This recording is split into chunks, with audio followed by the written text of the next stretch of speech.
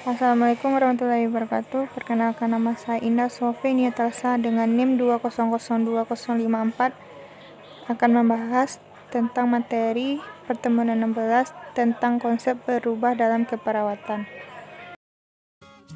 Konsep berubah. Perubahan merupakan suatu proses di mana terjadinya peralihan atau perpindahan dari status tetap menjadi statis yang bersifat dinamis. Artinya dapat menyesuaikan diri dengan lingkungan yang ada. Banyak definisi tentang berubah. 4 diantaranya adalah: 1. Berubah merupakan kegiatan atau proses yang membuat sesuatu atau seseorang berbeda dengan keadaan sebelumnya. 2. Berubah merupakan proses yang menyebabkan perubahan pola perilaku individu atau institusi. 3. Proses pergerakan perpindahan untuk meninggalkan suatu sistem ke sistem yang lain dengan jalan meninggalkan status atau sistem yang terdahulu untuk mendapatkan output yang berbeda. 4. Pengertian manajemen perubahan adalah suatu proses secara sistematis dalam menerapkan pengetahuan, sarana dan sumber daya yang diperlukan untuk mempengaruhi perubahan pada orang yang terkena dampak perubahan. Jenis dan proses perubahan. Perubahan dapat dijabarkan dengan beberapa cara, termasuk perubahan yang direncanakan atau yang tidak direncanakan. Perubahan yang tidak direncanakan adalah perubahan yang terjadi tanpa suatu persiapan. Sebaliknya, perubahan yang direncanakan adalah perubahan yang direncanakan dan dipikirkan sebelumnya, terjadi dalam waktu yang lama, dan termasuk adanya suatu tujuan yang jelas.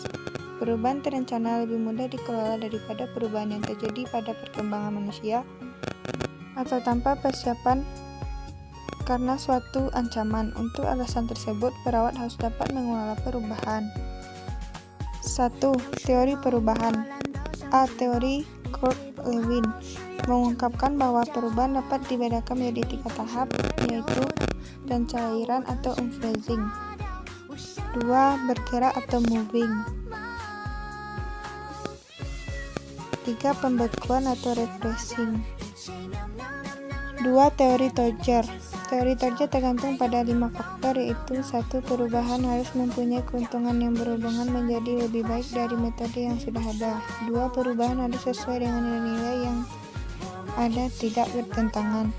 3. Kompleksitas ide-ide yang lebih kompleks bisa saja lebih baik dari ide yang sederhana, asalkan lebih mudah untuk dilaksanakan. 4. Dapat dibagi. Perubahan dapat dilaksanakan dalam skala yang kecil. 5.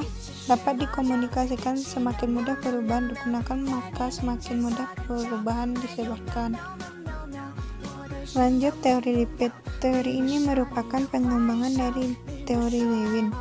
Lipid mengungkapkan 7 hal yang harus diperhatikan seorang manajer dalam sebuah perubahan, yaitu 1. Mediagnosis.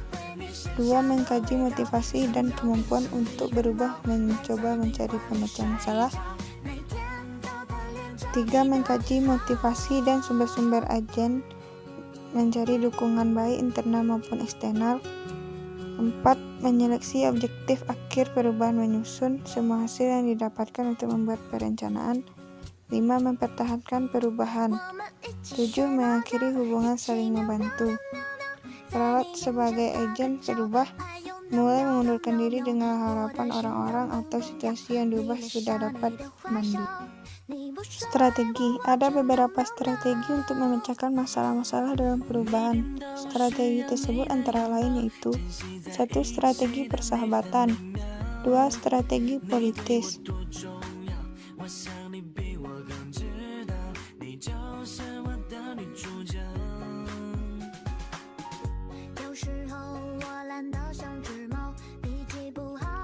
3. Strategi ekonomis. 4. Strategi akademis.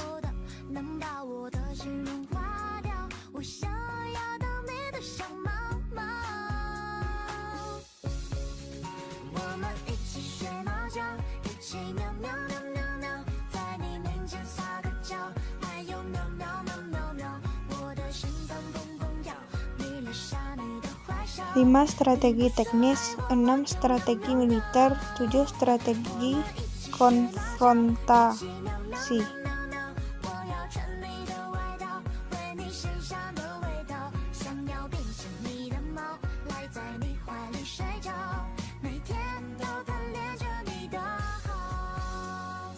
Pedoman untuk pelaksanaan perubahan.